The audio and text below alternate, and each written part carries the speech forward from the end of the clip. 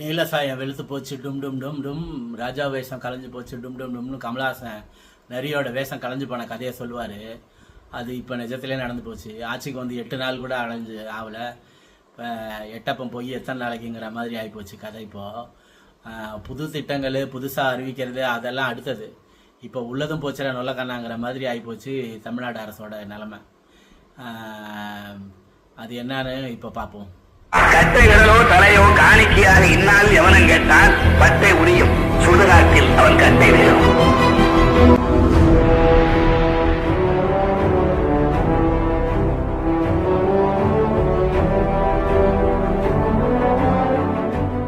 வணக்கம், Dravidian stock YouTube சேனலுக்கு உங்களை வரவேற்கிறேன்.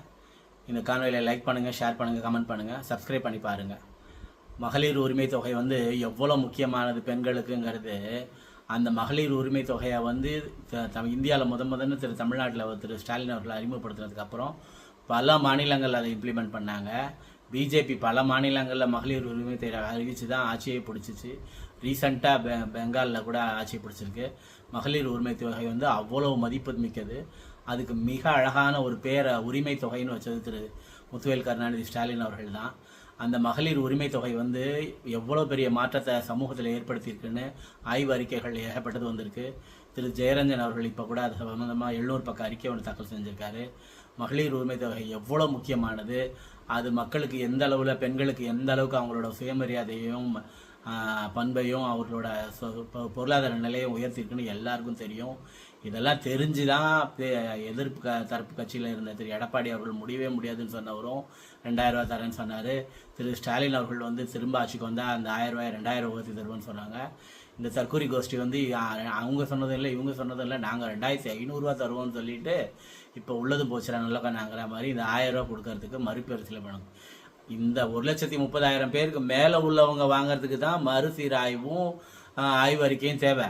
ஏற்கனவே 1,31,000 பேர் 2.5 வருஷமா 3 வருஷமா வாங்கிட்டு இருக்காங்க. அவங்களுக்கு ஏன் இந்த மறுசீரமைப்பு தேவை?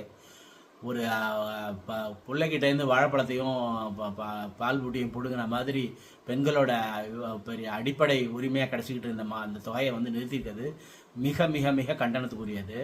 இதில் அணில் குரூப்புகளே இப்போ வந்து வீடியோ போடுறாங்க. எங்கள் அம்மா கிட்டலாம் 2500 ரூபா தருவார்னு சொல்லி தான் ஓட்டு வாங்கி கொடுத்தாங்கன்னா என்னென்னா இப்போ 1000 ரூபாயே போடல நீங்கன்னு கேட்குறாங்க. இப்போ தெரியுதா நடிகன் யார், அரசியல்வாதி யாருன்னு? தலைமுறை தோறும் பெண்கள் முன்னேற்றத்தை பேசினவங்க, பெண்கள் சுயமரியாதை பேசினவங்க திராவிடர் கழகமும் திமுகவும்.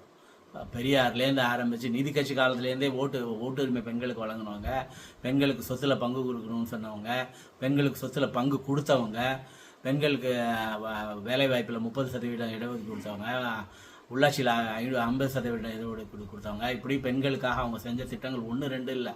பெண்ணுரிமைக்காக போராடி போராடி போராடி வளர்ந்த இயக்கம் தான் திமுகவும் திராவிடர் கழகமும். இன்றைக்கும் பெண்கள் முன்னேற்றத்துக்காக அவங்க செஞ்சது கொஞ்சம் நெஞ்சம் கிடையாது. மகளிர் உரிமை தொகை, மகளிர் பேருந்து இலவசம், அதையுமே இப்போ பேருந்துகளை குறைச்சிட்டாங்கன்னு ஒரு இது வருது. அதனால் எனக்கு வந்து இப்போ பெண்கள் மேலே மிகுந்த பரிதாபமும் கரிசனையும் தான் ஏற்படுது. இந்த மாதிரி ஒரு முட்டாள் கூட்டத்துக்கு ஓட்டு அளித்து இந்த உள்ள மகளிர் உரிமையை நிறுத்திட்டீங்க. இது இந்த சமூகத்தில் எவ்வளோ பெரிய பேராபத்தை உண்டாக்குங்கிறத பற்றி எந்த விதமான அறிக்கையும் இல்லாமல், இது எதிர்த்தரப்பில் இதெல்லாம் கண்டிக்காத ஒரு பொது ஊடகம்னு ஒன்று இருக்கானுங்கள்ல, இவ்வளோ நாளாக திமுக கண்டிச்சுட்டு இருந்தாங்க. அவங்கெல்லாம் இப்போ எங்கே போனாங்கன்னு தெரில. அவங்க தாவைக்காவை ஏன் கண்டிக்கலன்னு தெரில, தாவைக்கா அரசை ஏன் இதை பற்றி கேள்வியும் கேட்கலன்னு தெரில.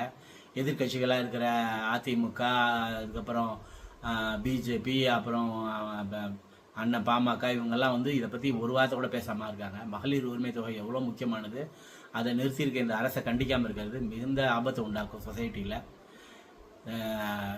இது சம்பந்தப்பட்ட பெரிய போராட்டங்கள் வெடிக்கும் நான் நினைக்கிறேன். மகளிர் சங்கங்கள், மகளிர் அமைப்புகள்லாம் இதுக்கு எதிரான குரலை வலிமையாக கொடுக்கணும். அப்போ தான் இந்த பண்டிட்டை திரும்ப வேலையை விட்டு எடுத்த மாதிரி இந்த உரிமை தொகை போக உடனே கிடைக்கிறதுக்கான வழி கிடைக்கும். அதனால் பெண்கள் வந்து விழிப்பாக இருக்கணும்னு கேட்டுக்கிறேன். நன்றி, வணக்கம். லைக் பண்ணுங்கள், ஷேர் பண்ணுங்கள், கமெண்ட் பண்ணுங்கள், சப்ஸ்கிரைப் பண்ணி பாருங்கள்.